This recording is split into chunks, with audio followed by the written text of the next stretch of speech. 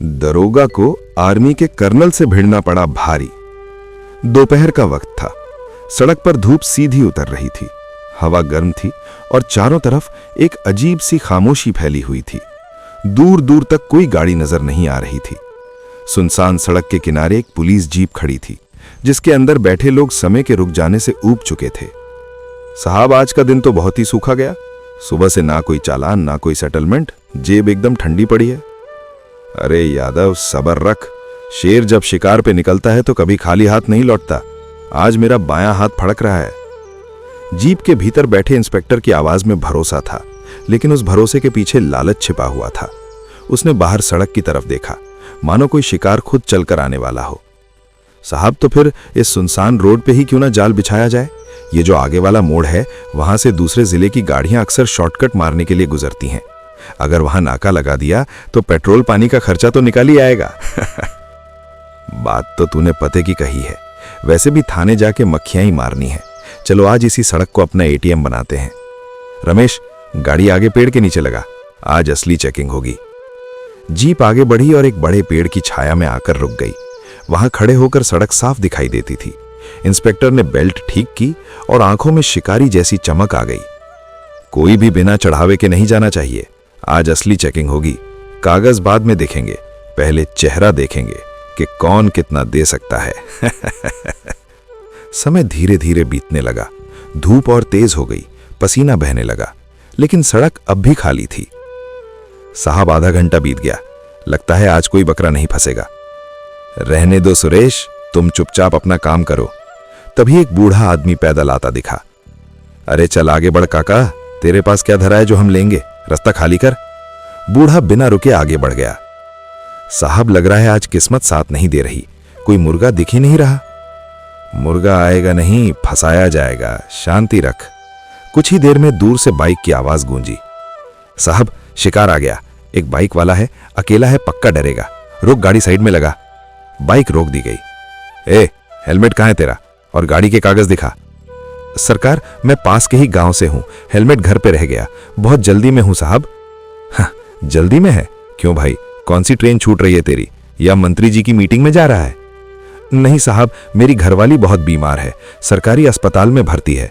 Doctor ने urgent दवाई मांगी, वही लेने शहर जा रहा हूं। बीमारी का बहाना यहां नहीं चलेगा। कानून कानून होता है। बिना हेलमेट, बिना कागज के गाड़ी चला रहा है। चल, चालान कटेगा। 5,000 रुपए निकाल। 5,000 रुपए? साहब, मेरे पास कुल जमा 2,000 रुपए ही हैं, वो भी दवाई के लिए। अगर मैंने ये आपको दे दिए तो मेरी पत्नी मर जाएगी। रहम करो साहब, मैं आपके पैर पड़ता हूं। सरकार, नौटंकी बंद कर, मुझे मत सिखा के क्या करना है। या तो 5,000 दे, या फिर बाइक यहीं जब्त होगी और तू थाने के चक्कर काटता रह जाएगा। सोच ले, दवाई जरूरी है या बाइक? अरे काका, क्यों साहब का दिमाग खराब कर रहे हो? जो है दे दिला के मामला रफा दफा करो। साहब, ये 1,500 रुपए है, बस इतना ही है मेरे पास, दवाई भी लेनी है। सिर्फ 1,500 रुपए? चल ठीक है, आज मेरा मूड ठीक है इसलिए छोड़ रहा हूं। जा, भाग यहां से, और अगली बार बिना हेलमेट दिखा तो खाल उधेड़ दूंगा। बाइक वाला कांपते हाथों से पैसे देकर चला गया। सड़क फिर से शांत हो गई, जैसे कुछ हुआ ही ना हो। बाइक वाला आंखों में डर और दिल में मजबूरी लेकर वहां से चला गया। उसकी पीठ पर लदी चिंता दूर जाती धूल में घुल गई। सड़क फिर से वैसी ही सुनसान हो गई जैसी पहले थी। गर्म हवा बह रही थी और पेड़ के पत्ते भी जैसे इस अन्याय को चुपचाप देख रहे थे। ओए संजू, तुझे पता है इस बार जब छुट्टी जाऊंगा तो अपनी बुलेट की सर्विसिंग खुद करूंगा। पिछली बार मैकेनिक ने सत्यानाश कर दिया था। इंस्पेक्टर ने हल्की हंसी के साथ बात बदली, जैसे अभी कुछ हुआ ही ना हो। यादव भी मुस्कुराया। दोनों के लिए यह बस रोज का खेल था। पाजी, बुलेट छोड़ो।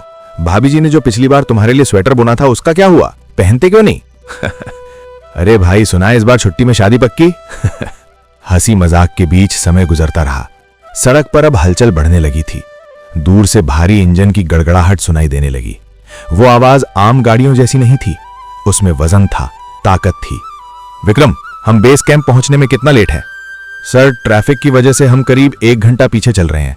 अगर हाईवे पे जाम नहीं मिला तो शाम 6 बजे तक पहुंच जाएंगे। गुड, कोशिश करो कि अंधेरा होने से पहले हम घाटी पार कर लें, वो इलाका थोड़ा संवेदनशील है। फौजी ट्रक के अंदर माहौल बिल्कुल अलग था। वहां अनुशासन था, जिम्मेदारी थी और चेहरे पर गंभीरता। हर जवान जानता था कि समय से पहुंचना सिर्फ आदेश नहीं, जरूरत भी है। लगता है आगे कुछ गड़बड़ है सर। चलो चलो, इधर से निकल जाओ, जल्दी करो, रास्ता बंद है, गाड़ी आगे बढ़ाओ। Left go, line 1, move to the left side, go that way, hurry up. Highway पर जाम था। ट्रक, बसें और कारें आपस में फंसी हुई थीं। धूप धीरे धीरे ढलने लगी थी। विक्रम, यहां खड़े रहे तो रात हो जाएगी। हमें किसी भी हाल में समय पर रिपोर्ट करना है। भाई साहब, ये जाम कब तक खुलेगा? अरे फौजी भाई, भूल जाओ, क्रेन आने में 2 घंटे लगेंगे। वो ट्राला पूरा एक्सल तोड़ के बैठा है। सर क्या करें, क्या करें? कर्नल ने नक्शा देखा। उनकी उंगलियां एक पतली सी सड़क पर रुकी। विक्रम, नक्शे के मुताबिक यहां से एक लिंक रोड कटती है। ये गांव के बीच से होके जाती है और आगे जाके वापस मेन हाईवे पे मिल जाती है। ये रास्ता करीब 15 किलोमीटर का है। सर, रास्ता थोड़ा खराब दिख रहा है, ट्रक निकल जाएगा? विक्रम, ये अशोक लीलैंड है और चलाने वाले तुम हो। ये पहाड़ चढ़ सकता है तो गांव की सड़क क्या चीज है? मोड़ लो गाड़ी। ट्रक ने धीरे धीरे मोड़ लिया। हाईवे की भीड़ पीछे छूट गई। अब सामने गांव का कच्चा रास्ता था, दोनों ओर खेत और पेड़। ओए उस्ताद, जंगल सफारी शुरू कर दी क्या? गाड़ी किधर मोड़ दी? पाजी, हाईवे जाम है, कर्नल साहब का ऑर्डर है, शॉर्टकट ले रहे हैं, थोड़ा बम्पर राइड के लिए तैयार हो जाओ। ओए होए, अब आया ना असली मजा, खींच के लिए उस्ताद। ट्रक उछलता हिलता आगे बढ़ने लगा। रास्ता संकरा होता जा रहा था। गांव के लोग दूर से ये भारी गाड़ी देख रहे थे। राम राम ताऊ जी, जय हिंद। जय सर। सड़क थोड़ी संकरी हो रही है और आगे सन्नाटा भी बहुत है। साहब, सब्र का फल मीठा होता है। मुझे लग रहा है कोई बड़ी मछली फंसने वाली है। उधर पेड़ के नीचे बैठे इंस्पेक्टर की आंखें चमक उठी। हाँ, लोकल पुलिस लग रही है, शायद रूटीन चेकिंग होगी। विक्रम, रफ्तार कम करो, आगे पुलिस चेकिंग है। साहब, आवाज सुन रहे हो? कोई भारी गाड़ी आ रही है, ट्रक लग रहा है। अरे वाह, ट्रक है, माल वाहक होगा। ओवरलोडिंग का डर दिखाकर मोटा पैसा वसूलेंगे। आज तो लॉटरी लग गई। साहब, रंग देख रहे हो? ये तो फौजी ट्रक लग रहा है। फौजी हो या मौजी, मेरी सड़क पे चल रहा है तो टैक्स तो देना पड़ेगा। ये आर्मी वाले भी आजकल बहुत स्मगलिंग करते हैं, रोक इसे। हवा में एक अजीब तनाव घुलने लगा। एक तरफ वर्दी का लालच था, दूसरी तरफ वर्दी का सम्मान। 2 ताकतें आमने सामने आने वाली थीं और ये टकराव किसी एक की पोल खोलने वाला था। ट्रक धीरे धीरे रुक गया। भारी टायरों की चरमराहट के साथ धूल का गुबार उठा और फिर हवा में फैल गया। सड़क के दोनों ओर खेत थे, लेकिन उस पल माहौल किसी युद्ध भूमि जैसा लगने लगा। इंस्पेक्टर जोरावर सिंह ने सीना तानकर कदम आगे बढ़ाए। उसके चेहरे पर वही पुरानी घमंड भरी मुस्कान थी जो हर शिकार से पहले उभर आती थी। जय हिंद श्रीमान, क्या बात है, आपने रोका? नायक विक्रम, हमें कागज दिखाओ, लाइसेंस, परमिट, पोल्यूशन और रूट का नक्शा। उसकी आवाज में आदेश था, सम्मान नहीं, जैसे सामने कोई आम ड्राइवर खड़ा हो। ट्रक के भीतर बैठे जवानों की आंखें आपस में मिली, लेकिन अनुशासन के तहत कोई कुछ बोला नहीं। श्रीमान, ये आर्मी का ट्रक है, हम आधिकारिक ड्यूटी पर हैं और बेस कैंप जा रहे हैं। हमारे पास रक्षा मंत्रालय के आदेश हैं। जोरावर सिंह ने हंसी दबाने की भी जरूरत नहीं समझी। जुबान लड़ाता है तो मुझे कानून सिखाएगा? वाह, कागज दिखा, वरना गाड़ी सीज कर दूंगा। तभी ट्रक के केबिन से एक भारी ठहरी हुई आवाज आई। वो आवाज अनुभव और जिम्मेदारी से भरी हुई थी। इंस्पेक्टर साहब, मैं कर्नल राघवेंद्र प्रताप सिंह हूं। अगर कोई समस्या है तो आप मुझसे बात कीजिए। जवान के साथ धक्का मुक्की करना आपको शोभा नहीं देता। ओहो तो तुम हो इनके सरदार। जोरावर सिंह ने चारों ओर देखा, जैसे अपनी सत्ता का दायरा नाप रहा हो। देखो कर्नल साहब, तुम्हारी ये फेकड़ी छावनी में चलती होगी, ये मेरा इलाका है। यहां मेरी मर्जी के बिना परिंदा भी पर नहीं मारता। तुमने मेरे इलाके में बिना इजाजत भारी वाहन घुसाया और अब मुझे ही ज्ञान दे रहे हो। हम नेशनल हाईवे पर जाम होने के कारण इस रास्ते से आए हैं। ये पब्लिक रोड है, किसी की निजी जागीर नहीं। हमें जाने दीजिए, हमें देर हो रही है। जाने दूं इतनी आसानी से? इंस्पेक्टर की हंसी में जहर घुला था। तुमने नियम तोड़ा है, जुर्माना तो भरना पड़ेगा। 5,000 रुपए नकद अभी के अभी। इसे सड़क मरम्मत टैक्स समझो। कैसा जुर्माना? मैं 1 पैसा नहीं दूंगा। आप अपनी सीमा लांघ रहे हैं इंस्पेक्टर। हम देश की रक्षा करते हैं, आप हमसे ही वसूली कर रहे हैं। देश की रक्षा? तुम आर्मी वाले करते क्या हो? बस मुफ्त की रोटियां तोड़ते हो, कैंटीन की सस्ती शराब पीते हो। असली काम तो हम पुलिस वाले करते हैं। हम संभालते हैं समाज को। तुम लोग तो बस बॉर्डर पे सोने के पैसे लेते हो। ये शब्द हवा में हथौड़े की तरह गिरे। जवानों की मुट्ठियां भिंच गईं। आंखों में गुस्सा था, लेकिन आदेश अब भी सिर पर था। Do think they can taunt us? Just wait for the signal, we are ready हवलदार। हम 4 लोग हैं हथियारों के साथ, तुम सिर्फ 2 हो। तुम क्या कर लोगे मेरा? अगर अभी पैसे नहीं दिए तो तुम दोनों को यहीं मुर्गा बनाऊंगा और वीडियो वायरल कर दूंगा। बस तुमने वर्दी की मर्यादा लांघी है जोरावर सिंह। अचानक माहौल बदल गया। अरे हाथ छोड़ मेरा, सिपाहियों देखो क्या देख रहे हो, मारो इनको। उस पल समय जैसे थम गया। अगले ही सेकंड जंगल के सन्नाटे को अंग्रेजी में गूंजती सख्त आवाज ने चीर दिया। Drop your weapons immediately, you are under arrest. Raghavendra, let go off me. तुम कह रहे थे कि हम 2 हैं और तुम 4। गणित थोड़ा कमजोर है तुम्हारा इंस्पेक्टर। पेड़ों के पीछे से, ट्रक के पीछे से, चारों ओर से सशस्त्र जवान निकल आए। हम 2 नहीं 12 हैं। इन्हें इंसान और जानवर का फर्क समझने में थोड़ी देर लगती है। तू साडे कर्नल साहब नु हाथ लावेंगा, जिस देश का नमक खाता है उसी की थाली में छेद करता है। बोल, अब निकालूं तेरी हेकड़ी? नहीं गुरबचन, हम गुंडे नहीं हैं, हम भारतीय सेना हैं। हमने हत्थों पर हाथ नहीं उठाते। हमें गुंडों का तरीका नहीं अपनाना चाहिए। जोरावर सिंह का चेहरा अब पसीने से भीग चुका था, लेकिन घमंड अब भी जिंदा था। तो तुम लोग ठीक नहीं कर रहे हो। तुमने पुलिस पे हथियार ताना है, ये बगावत है। मैं तुम सबको जेल में सड़ा दूंगा। तेरी पहुंच तेरी नाक से आगे नहीं है दारोगा। जिसे बुलाना है बुला, एसपी को बुला, डीआईजी को बुला या मंत्री को बुला। आज फैसला यहीं सड़क पर होगा। हाथ कांपते हुए उसने फोन निकाला। हेलो सर, सर जल्दी आ जाइए, यहां अनर्थ हो गया है। आर्मी वालों ने मुझे घेर लिया है। उन्होंने हम पर बंदूकें तान दी हैं। वो मुझे जान से मारने की धमकी दे रहे हैं सर। मेरे सिपाहियों को बंधक बना लिया है। ये लोग बागी हो गए हैं सर। जल्दी फोर्स लेकर आइए, वरना ये मुझे मार डालेंगे। क्या? आर्मी वालों ने? तुम कहां हो सर? वो पुराने वाले लिंक रोड पे, बरगद के पेड़ के पास। जल्दी आइए सर। मैं बस 10 मिनट की दूरी पे हूं, पेट्रोलिंग पे ही था। मैं आ रहा हूं, तुम कुछ मत करना। फोन कटते ही जोरावर सिंह ने हंसी उड़ाने की कोशिश की। सुना तुमने? एसपी साहब आ रहे हैं। 10 मिनट, यहां पूरी पुलिस फोर्स होगी। फिर देखूंगा तुम्हारी ये AK-47 कहां जाती है। माफी मांग लो और निकल जाओ। माफी तो मांगी जाएगी जोरावर सिंह, लेकिन हम नहीं, तुम मांगोगे। वो भी उस तिरंगे से जिसकी कसम खाकर तुमने ये वर्दी पहनी थी और जिसे तुमने आज 5000 रुपए के लिए बेच दिया। विक्रम, डैश कैम का फुटेज तैयार रखना। शायद एसपी साहब को फिल्म देखनी पसंद हो। जी साहब, सब तैयार है। हवा भारी हो गई। हर किसी को पता था कि आने वाले कुछ मिनट सिर्फ एक इंस्पेक्टर का नहीं, पूरी वर्दी की इज्जत का फैसला करने वाले थे। हवा में अजीब सा सन्नाटा फैल चुका था। जंगल की ओर जाती वो कच्ची सड़क अब सिर्फ रास्ता नहीं रही थी, बल्कि टकराव की सीमा बन चुकी थी। दोनों तरफ वर्दी थी, लेकिन सोच और नियत में जमीन आसमान का फर्क था। एक तरफ अनुशासन, धैर्य और देश के लिए जान देने की कसम, दूसरी तरफ घमंड, लालच और ताकत का नशा। जोरावर सिंह बार बार घड़ी देख रहा था। उसके चेहरे पर बनावटी आत्मविश्वास था, लेकिन आंखों में घबराहट साफ झलक रही थी। उसे भरोसा था कि एसपी के आते ही पलड़ा फिर से उसके पक्ष में झुक जाएगा। उसने अपने सिपाहियों की ओर देखा, जो अब भी आर्मी के जवानों के बीच खड़े थे, बेबस, डरे हुए, लेकिन सच जानने वाले। कर्नल राघवेंद्र प्रताप सिंह शांत खड़े थे। उनकी पीठ सीधी थी, आंखें स्थिर। वो जानते थे कि लड़ाई हथियारों की नहीं, सच्चाई की है। उन्होंने अपने जवानों को इशारे से सतर्क रहने को कहा, लेकिन उकसावे में न आने का भी आदेश दिया। कुछ ही देर में दूर से सायरन की आवाज सुनाई देने लगी। पुलिस की गाड़ियां तेजी से पास आ रही थीं। धूल का गुबार उठा और देखते ही देखते कई जीपें और एक सरकारी गाड़ी वहां आकर रुकी। एसपी गाड़ी से उतरे। उनकी वर्दी सलीके से प्रेस थी, चेहरे पर गंभीरता थी। जोरावर सिंह लगभग दौड़ता हुआ उनके पास पहुंचा। सर, सर गजब हो गया सर, बचाइए, ये क्या तमाशा है? जोरावर, सर देखिए इन लोगों को, मैं तो यहां रूटीन चेकिंग कर रहा था। मैंने बस इनसे ट्रक के कागज मांगे तो ये लोग भड़क गए। इन्होंने मुझे मारा, मेरी वर्दी फाड़ने की कोशिश की और मेरे सिपाहियों को बंधक बना लिया। ये कह रहे हैं कि आर्मी पुलिस से ऊपर है। सर, ये बगावत है, इन्हें गिरफ्तार कीजिए। उसकी आवाज ऊंची थी, शब्द तेज थे, लेकिन झूठ की हड़बड़ी साफ महसूस हो रही थी। उसके सिपाही भी सिर हिलाने लगे। हाँ सर, हाँ सर, इन्होंने हम पे बंदूक तानी, हमें गालियां दी। एसपी ने हाथ उठाकर सबको चुप कराया। उनकी नजर अब सामने खड़े कर्नल पर गई।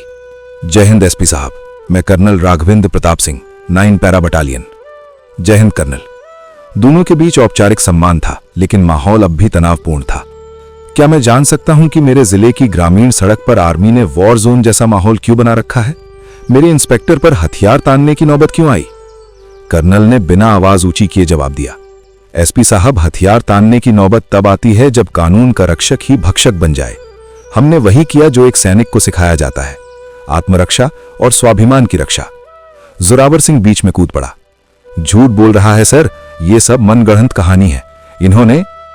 चुप रहो जोरावर, मैं कर्नल साहब से बात कर रहा हूं। एसपी की आवाज में सख्ती थी। जोरावर का मुंह बंद हो गया। आपके इंस्पेक्टर ने ना केवल रिश्वत मांगी बल्कि भारतीय सेना को मुफ्तखोर कहा। इन्होंने मेरे ड्राइवर के साथ हाथापाई की और मुझे धमकाया। मेरे जवानों ने सिर्फ अपने कर्नल और अपनी रेजिमेंट की इज्जत बचाने के लिए हस्तक्षेप किया। एसपी ने गहरी सांस ली। सबूत क्या है कर्नल साहब? जोरावर ने मौका देखा। ये फौजी हैं सर, एक दूसरे को बचाने के लिए झूठ बोल रहे हैं। मेरे पास गवाह है, मेरे सिपाही। कर्नल ने बिना भाव बदले कहा, डैश कैम। जोरावर चौंका। जो कुछ भी कह रहे थे सब कुछ उसमें कैद है। हमारे सभी ऑपरेशनल वाहनों में कैमरा लगा होता है जो 24 घंटे रिकॉर्डिंग करता है, ऑडियो और वीडियो दोनों। विक्रम आगे आया और एक टैबलेट एसपी की ओर बढ़ाया। I trusted you, take it. SP ने वीडियो चलाया। सड़क पर बोले गए हर शब्द, हर गाली, हर धमकी साफ सुनाई दे रही थी। रिश्वत की मांग, सेना के अपमानजनक शब्द, बाइक वाले के साथ हुई वसूली, सब कुछ। एसपी का चेहरा सख्त होता चला गया। उन्होंने वीडियो बंद किया और जोरावर की ओर देखा। शर्म आती है मुझे कि तुम जैसे लोग वर्दी पहनते हैं। जोरावर का रंग उड़ गया। कंट्रोल, इंस्पेक्टर जोरावर सिंह को तत्काल प्रभाव से सस्पेंड किया जाता है। सर, गलती हो गई सर, मेरे बच्चे हैं सर। वो बच्चे शर्मिंदा होंगे जब उन्हें पता चलेगा कि उनका बाप एक वर्दी वाला गुंडा था। एसपी ने अपने जवानों को आदेश दिया। लाइन हजर, give it up, put the cap in the car, move him. Zorawar को गाड़ी की ओर ले जाया जाने लगा। Get in, move, get in the vehicle, move now. वो चिल्लाता रहा, you are finished, get inside the vehicle immediately. SP ने कर्नल की ओर मुड़कर सिर झुकाया। माफी मत मांगिए एसपी साहब, कर्नल ने शांत स्वर में कहा। कर्नल साहब, मैं अपने विभाग की तरफ से आपसे और आपकी पूरी टीम से माफी मांगता हूं। वर्दी कोई भी हो, खाकी हो या हरी, उसका धर्म एक ही होता है, देश और जनता की सेवा। कर्नल ने हल्का सा सिर झुकाया। Move out, move out, let's go. Truck के इंजन स्टार्ट हुए। जवान अपने स्थान पर लौटे। जाते जाते कई आंखें उस सड़क को देख रही थीं जहां आज एक वर्दी ने दूसरी वर्दी को आईना दिखाया था। एसपी ने जाते हुए अपने सीनियर से कहा, इस रूट पे कल से एक ईमानदार टीम लगाओ। आज सुबह से जोरावर ने किस किस को लूटा है। पुलिस का भरोसा टूटना नहीं चाहिए। धूल बैठने लगी। सड़क फिर से शांत हो गई। लेकिन उस दिन वहां सिर्फ एक ट्रक नहीं गुजरा था, वहां से इंसाफ भी होकर गुजरा था। सड़क अब लगभग खाली हो चुकी थी। धूल धीरे धीरे बैठ रही थी और शाम की हल्की ठंडक हवा में घुलने लगी थी। जिस जगह कुछ देर पहले टकराव, चीख पुकार और सत्ता का नशा था, वहां अब केवल सन्नाटा था। लेकिन यह साधारण सन्नाटा नहीं था, यह उस सच्चाई का सन्नाटा था जो उजागर हो चुकी थी। आर्मी का ट्रक धीरे धीरे आगे बढ़ चुका था। इंजन की गूंज दूर होती जा रही थी, लेकिन जवानों के चेहरे पर संतोष साफ दिखाई दे रहा था। आज उन्होंने बिना एक गोली चलाए, बिना हाथ उठाए अपनी वर्दी की इज्जत बचाई थी। उनके लिए यह कोई जीत का जश्न नहीं था, बल्कि कर्तव्य पूरा करने की शांति थी। कर्नल राघवेंद्र प्रताप सिंह ट्रक के केबिन में बैठे खिड़की से बाहर देख रहे थे। खेत, पेड़, गांव के कच्चे रास्ते सब पीछे छूटते जा रहे थे। उनके मन में कोई घमंड नहीं था, बस एक भारी सी सोच थी। उन्हें पता था कि देश की रक्षा सिर्फ सीमा पर बंदूक उठाने से नहीं होती, बल्कि हर उस जगह होती है जहां अन्याय के सामने सच खड़ा किया जाए। ड्राइवर विक्रम ने धीरे से पूछा, सर, क्या हम देर से तो नहीं पहुंच जाएंगे? कर्नल ने घड़ी देखी। थोड़ी देर होगी, लेकिन कोई फर्क नहीं पड़ता। समय से ज्यादा जरूरी है कि हम सही तरीके से पहुंचे। ट्रक के पीछे बैठे जवान चुप थे। कुछ आंखें बंद कर आराम कर रही थीं, कुछ बाहर देख रही थीं। हर किसी के दिमाग में वही दृश्य घूम रहा था। एक इंस्पेक्टर का घमंड, उसकी गालियां, उसकी वसूली और फिर वही आदमी हथकड़ी में। उनमें से एक जवान धीमे स्वर में बोला, सर, अगर आज डैश कैम नहीं होता तो? कर्नल ने बिना पीछे देखे जवाब दिया, तो भी सच सच ही रहता। फर्क सिर्फ इतना होता कि उसे साबित करने में ज्यादा वक्त लगता, लेकिन सच दबता नहीं है। उधर गांव की उसी सड़क पर पुलिस की गाड़ियां अभी भी खड़ी थीं। जोरावर सिंह को ले जाने वाली जीप कब की जा चुकी थी, लेकिन उसके छोड़े हुए सवाल वहीं खड़े थे। एसपी कुछ देर वहीं रुके रहे। उन्होंने आसपास खड़े ग्रामीणों की तरफ देखा। कुछ लोग डर से छिपे हुए थे, कुछ दूर से तमाशा देख रहे थे। एसपी जानते थे कि आज सिर्फ एक इंस्पेक्टर नहीं पकड़ा गया है, बल्कि जनता के भरोसे में लगा एक जंग लगा कील निकाला गया है। उन्होंने अपने साथ आए अफसरों को पास बुलाया। आज की घटना यहीं खत्म नहीं होती। इस इलाके में पिछले कई महीनों से शिकायतें आ रही थीं। अब एक एक कर सबकी जांच होगी, कोई भी वर्दी के नाम पर लूट नहीं करेगा। एक अफसर ने सिर हिलाया। जी सर, कल से नई टीम तैनात कर दी जाएगी। एसपी ने आखिरी बार उस बरगद के पेड़ की तरफ देखा जिसके नीचे ये सब शुरू हुआ था। वही पेड़ जिसने सुबह एक गरीब बाइक वाले की बेबसी देखी थी और शाम को एक घमंडी इंस्पेक्टर का पतन। उधर बाइक वाला आदमी अपने गांव के रास्ते पर पहुंच चुका था। दवा की थैली उसके हाथ में थी, चेहरे पर थकान थी लेकिन उम्मीद।